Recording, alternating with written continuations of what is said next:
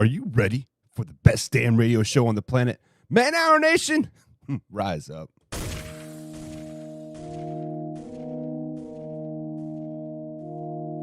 You don't want to be every time, no.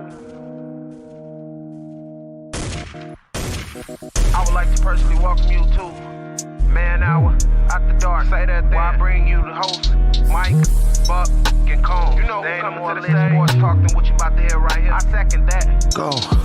You know that it's us when we talking about sports. Giving you facts on the field to the court. Tune in, we need the support. 1 hour too short, then listen some more. On all your stations, not dropping no music. Starts like Adidas, but Nike just do it. Down 4 in the 4th, we go for the win. Michael 2 seconds, we taking it in. Buck, Mike, and Combs, you know what's going on. Man, now we're After Dark, no LA, we the big spark. No 4th and inches won't cut you short. Got the best talking, it's all sports. Buzzing more than buzz beaters. We coming live all through your speakers, go.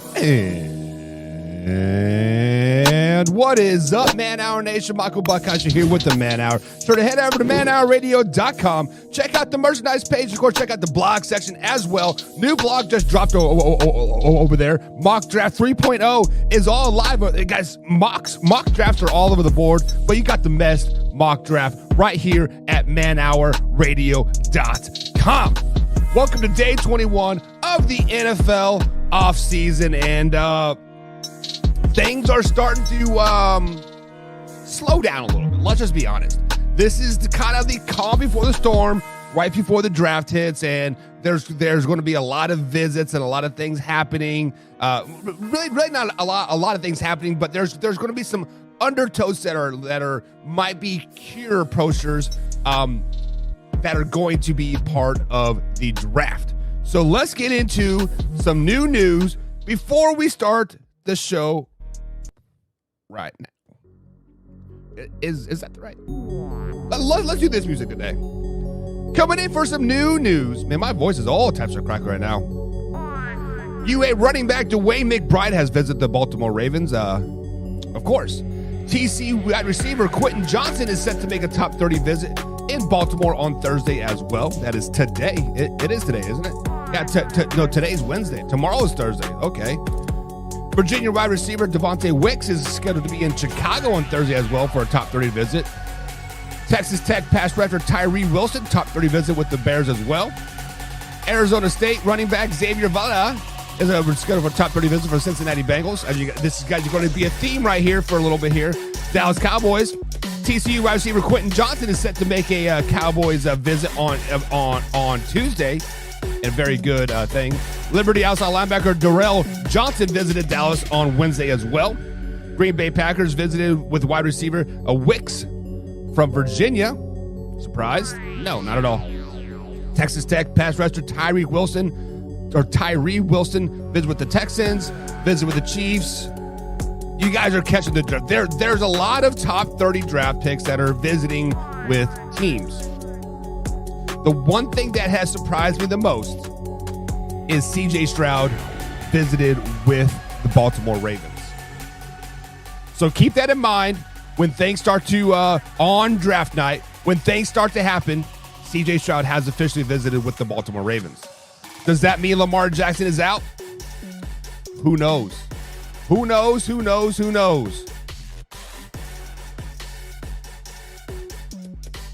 Javier says, what if RG3 will be released?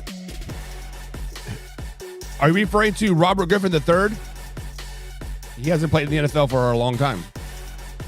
Anyways, guys, that is it for the new news. New news here on Wednesday edition of Man Hour, day 21 of the NFL offseason. We are going to talk a little bit about John Elway, Travis Kelce, Austin Ekeler, and of course, Joe freaking Burrow as well. If you guys haven't done so already, please like, comment, and subscribe, whatever platform you're listening to us on. If it's Facebook, if it's YouTube, Spotify, iHeartRadio, share this with a couple friends. Just sharing is caring at the end of the day. Let's get into the shocked news of the day. And now, Mike's thoughts. Yesterday, right here on the Man Hour, we let you guys know that Danny Amendola is becoming an assistant coach for the Las Vegas Raiders.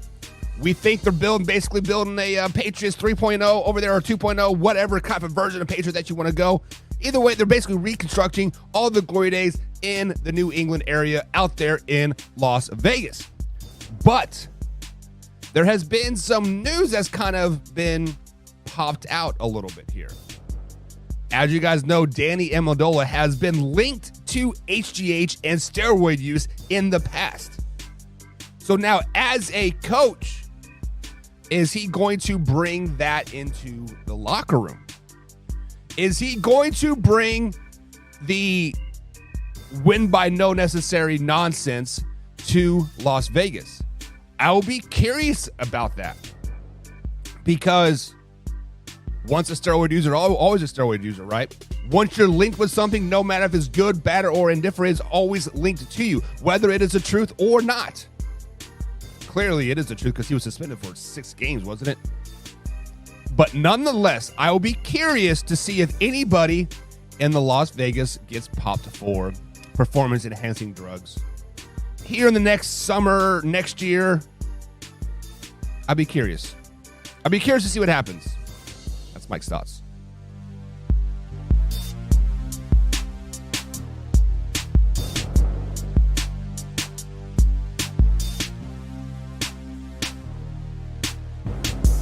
Alrighty, guys, it is time to get into today's show. We're going to talk about John Elway, Travis Kelce, Austin Ekeler, and of course, Joe freaking Burrow winning the Man of the Year in Cincinnati over the greatest hippo ever, Fiona. We'll talk into that. Day 21 of the NFL offseason. NFL draft is 3 weeks away. We will be at 313 Bourbon Street in Chicago, draft night. Me, Combs, Fitz, Torrey, Wyatt, all the gang will be there, guys. Be sure to pop into Chicago at Bourbon Street. Say what's up. Get a free t-shirt from BetStamp. Sign up for BetStamp. Get some free money into bet. Oh, it is magic. Bada bing, bada boom. But let's get into today's show. So the first topic that I want to talk about is Travis Kelce. Travis Kelce is obviously a 2-time Super Bowl winner. Right now, he is living his best life. He was the host on Saturday Night Live. He is now hosting a music festival called Kelce Fest on draft night at the Amphitheater over there in Bonner Springs in Kansas. You guys have not gone there. It's amazing. It is, I guess you can call it Sandstorm for you old school people. But either way, I want to ask this question. We have seen players like this that have kind of been satisfied with the success that they had in the NFL. And then the next year, they kind of just fall off the face of the earth and we never hear from them again. So is Travis Kelce doing too much this offseason? Do we think he is doing too much and not preparing for the upcoming 2023 NFL season? Travis Kelce Fest. They're doing the live podcast with him and his brother. They're doing Saturday Night Live. We have not seen any workout videos of him being posted or anything just like this. Now, when I first heard about this, when I was first proposed this question last night at work, when we're prepping for the show and like all that stuff, I'm like, no, like he understands how to win. He understands what it takes to get to the Super Bowl and make it back there many, many years, repeatedly AFC championship games, etc. But then I got to sit back and think, I'm like, man, what if he is doing too much? What if Travis Kelce is satisfied of just winning 2 Super Bowls and then kind of just like playing out his career like the last couple years of his contract and riding off into the sunset? As a Kansas City Chiefs fan, I would be pissed off. But as a realist, as a person that has been through the grind over and over and over, sometimes, guys, you just have to let loose. You have to take a month off. You have to take 2 months off. Hell, there's been times when I took 4 months off and didn't prepare for nothing, partied my ass off, had a good time, slept till noon, up till 3 o'clock in the morning. Football was the furthest thing from my mind. And the next year, that was my best season I've ever had. So is Travis Kelce doing too much? Absolutely not. He is not doing too much. Let the man live his life. Let him enjoy the party scene. Let him enjoy. Like, he is doing a great thing for Kansas City. Think about how much money this is going to generate the Kelce Fest. What if this thing takes off and it's bigger than Lighter Than Life? It's bigger than what's the old rock thing that comes through town every year? What is the name of that? Rock Fest or whatever it is. You know, all those hardcore metalheads and whatnot. Like, what if this is a good thing? Like, I mean, Tech Nine's going to be there. MGK. It just DJ Khaled. No, he is not doing too much. Guys, just stop reaching for this stuff. It just relax. Simmer down now, you hear? Simmer down now. Simmer down now, you hear? Next up. John Elway. John Elway has officially been relieved of his duties as GM as the Denver Broncos front office general manager. As you guys know, John Elway played 16 seasons as a player for the Denver Broncos, is over 10 years in the front office with the Denver Broncos as well. During his tenure, he won a couple Super Bowls as a player, and he brought a couple Super Bowls to Denver as a GM as well. He brought in Peyton Manning to win 2 Super Bowls. Was it back-to-back, or I can't remember if it was back-to-back or there was a year in between there. He also has brought Russell Wilson in, and obviously brought Sean Payton in before his contract has officially expired. They said, and I quote, "This has been planned for a while." John Elway is 62 years old. Guys, do you think this has really been planned? Why would you, arguably 26 years in a Denver Broncos uniform one way, shape, or the other, would you legitimately let this guy kind of just like walk away without an underlying cause? Was the Russell Wilson the underlining cause, $230 million guaranteed, and shit the bet on this one? Or does Sean Payton want that general manager spot? Was bringing in Sean Payton as a coach, was this a caveat like, hey, John Elway, you got to go, and I'm going to slide into that GM spot? That's what I think it ultimately is. Yes, this could have been talks for a while. Yes, his contract was getting ready to expire. But John Elway had no reason to really get fired whatsoever or not renew his contract. At the end of the day, Sean Payton is the general manager of the Denver Broncos moving forward, and that was the caveat of him coming to Mile High Stadium and becoming the coach of the Denver Broncos. Will this help them in the long term? Probably not. Right now, they are in salary cap hell. They are stuck with Russell Wilson as a mediocre quarterback for next 3 years at least. Can Sean Payton turn him around? Preseasons, this next May till about June or July is a very critical stage for Russell Wilson's growth and Sean Payton's growth. Is Russell Wilson willing to take that step forward and work to be a good quarterback again? Or is he just happy having 13 bathrooms, married to Sierra, and $200 million in his contract or in his bank account? We will see. But do you guys think John Elway will work in the NFL again as a general manager or some type of front office position? Let me know in the comments. Let me know. Next up. Austin Ekeler. About a month ago, guys, the Chargers running back has requested permission to seek trades to other teams. And the Chargers are like, you know what? Go for it. Go for it. See what is out there. See what you can do. So far, there have been no suitors for Austin Ekeler at all. Basically, teams are saying that running backs are a dime a dozen. Austin Ekeler wants to get paid. He wants to be the top paid running back in the NFL. Is he a top running back in the NFL? He's probably arguably top 4, maybe top 5. Very, very good running back. However, guys, running backs are a dime a dozen at the end of the day. They're a dime a dozen. Let's just be honest about it. No matter how you split the cake, no matter how you divide the cookie, running backs are a dime a dozen. Hell, the Dallas Cowboys just cut arguably one of the best running backs in the NFL because they didn't want to pay him. So with the draft coming around, there are a couple running backs that are kind of being rumored to be a first-round draft pick. Now, I know my man Wayne G swears up and down you never draft a running back in the first round. But hear me out. Hear me out. If you draft a player in the first round, you have them for at least 7 years.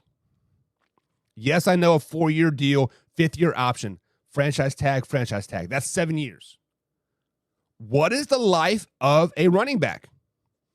About 7 years. So what if the new norm in the NFL is to draft a running back in the first round? Trade down late in the draft your guy, that Benji guy from Texas or the guy from TCU. What if the Chargers move down in the draft a running back, let Austin Ekeler run? Now they have their guy for 7 years with on a rookie deal. Let's just be honest about that. The first four years rookie deal, the 5th year kind of get a little money, right? And then the 6th and 7th year, you can franchise tag him. Running back franchise tag right now is $10 million. Are you going to pay a top running back in the NFL $10 million? Absolutely. Absolutely. Use them and abuse them. Ride them till they're wet, or ride them till they're wore out and put them away wet, right? That will be the new norm in the NFL, I think. Mark my words right here, right now. Let me clear my throat for the people in the back. The new norm in the NFL is going to be trade down in the draft a running back so you have him for 5, 6, 7 years on a rookie deal. That's what people need to do from here on out. That is what they need to do. Moving on. The last topic of the day. Joe Burrow. That's right. Joe freaking Burrow himself has officially won the man or the polarizing figure of Cincinnati of the year. He has finally overtaken the famous hippo, Fiona. That's right. Joe Burrow has finally beat a woman and beat Fiona, the hippo, as the most favorite person in Cincinnati. Guys, how would you feel if you were up for person of the year, player of the year, whatever, right? In your city, state, NFL, the world, right? And you lost to a freaking hippo. If I'm Joe freaking Burrow and I lost to a hippo for the person of the year in Cincinnati, I would have to take that bag of L's and I would have to own it. I would have to go to the zoo every day to see that freaking hippo. What is a hippo doing better than I am? What? Like, come on now. Come on. Right? But guys, it is official. Joe Burrow is the man in Cincinnati. That is going to be it for today, guys. Nice short show here. Trying to get it in before the storms hit here. It was supposed to hit about 2:30, 3 o'clock here. If you guys have been hit by the tornado, stay safe out there. Let me know if you guys need any help via Twitter. At manhour_buck on the old Twitter machine. You can hit me up on Facebook. And, of course, always like, comment, and subscribe, guys. We love you. Stay safe. Time to get tornado prepared here in Southern Indiana. We out.